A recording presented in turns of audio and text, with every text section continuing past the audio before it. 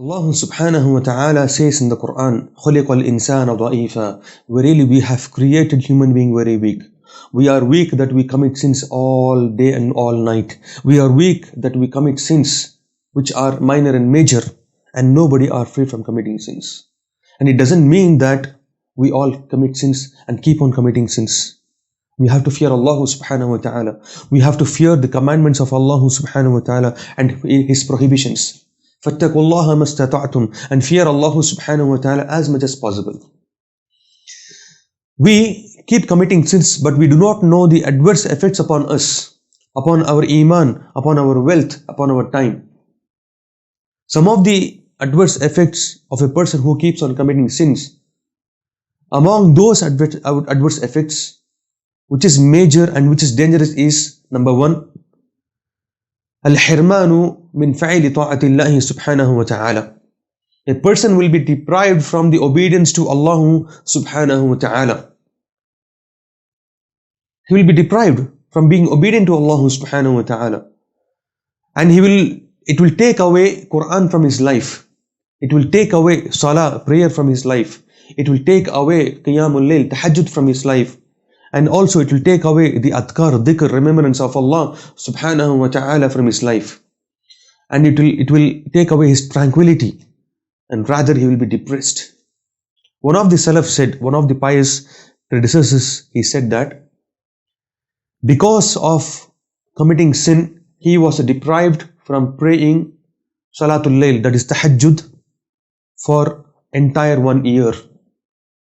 And this is what it does when you commit sins. It takes away the obedience to Allah subhanahu wa ta'ala. We ask Allah subhanahu wa ta'ala to protect us from committing sins. Number two, al-hirmanu min al-rizq. You will be deprived from sustenance. You keep on committing sins, Allah will take away your sustenance. It is exactly opposite to at-taqwa. Taqwa will give sustenance. As Allah subhanahu wa ta'ala says in the Quran, وَمَنْ يَتَّقِ اللَّهِ يَجْعَلْ لَهُ مَخْرَجًا وَيَرْزُقُهُ مِنْ حَيْثُ لَا يَحْتَسِبُ. And whoever fear Allah subhanahu wa ta'ala, have taqwa of Allah subhanahu wa ta'ala, يَجْعَلْ لَهُ مَخْرَجًا, and Allah will show a way out for him. وَيَرْزُقُهُ مِنْ حَيْثُ لَا يَحْتَسِبُ, and Allah subhanahu wa ta'ala will provide sustenance to him from place where he could never imagine from. And this is what taqwa does. And this is what keep on sinning does. If you sin, Allah will take away sustenance. Number three, قِلَّةُ الْبَرَكَةِ فِي وَقْتِهِ وَمَالِهِ. Allah subhanahu wa ta'ala will take away your barakah, blessings in your time and in your wealth.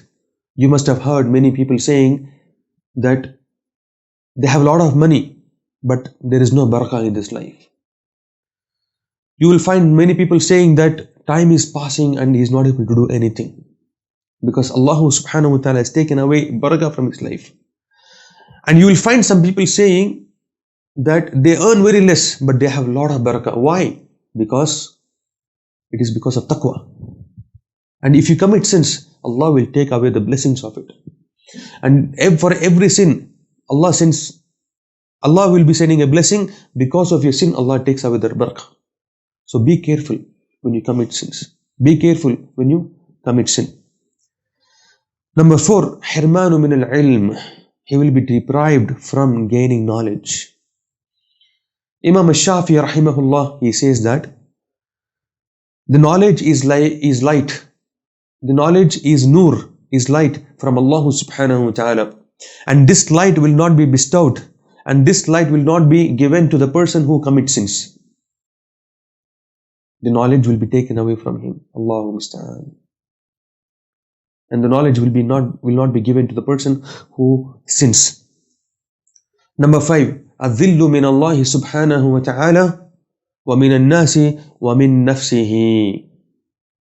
Humiliation from Allah subhanahu wa ta'ala.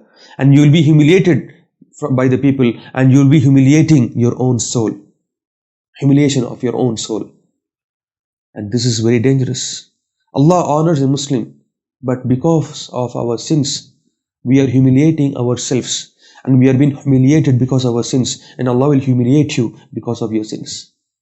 Very dangerous. Number 6, Zihabul Haya. The modesty will go away from you. The Haya will go away from you.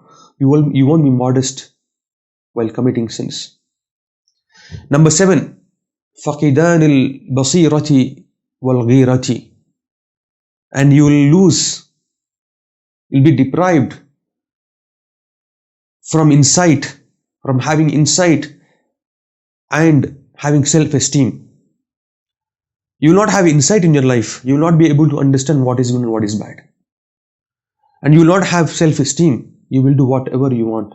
And this will be taken away from you when you keep on committing sins. والشعور بالوحشة من في القلب. And you will feel loneliness in your heart. وتبدأ الوحشة بين العبد وبين ربه. And this goes on that he will feel loneliness with Allah subhanahu wa ta'ala. In the sense, he will not find the commandments of Allah subhanahu wa ta'ala as good for him. And he will not find good sitting with the righteous people. Rather, he will find tranquility sitting with the wrongdoers, with the sinners. And this person will be lonely in his life. Everything he has got, but he will not find tranquility, peace, while with Allah subhanahu wa ta'ala, or with the righteous people, but with the wrong people. These are the effects of sins upon a person, on his wealth, on his money, on his time, on his health. إن الإيمان يزيد بالطاعة وينقص بالمعصية. Verily, the Iman increases by doing good deeds and decreases by doing bad deeds. So whenever you do any bad deed, Iman keep on decreasing. And whenever you keep on doing good deeds, Allah will make your Iman increase. So whenever, if your nafs says that, do this thing, do this sin, think that, is this doing is good for me, or that Jannah which Allah subhanahu wa ta'ala created for us is good.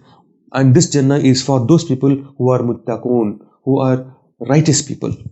May Allah subhanahu wa ta'ala protect us from committing sins and give us Jannah and forgive our sins. Ameen.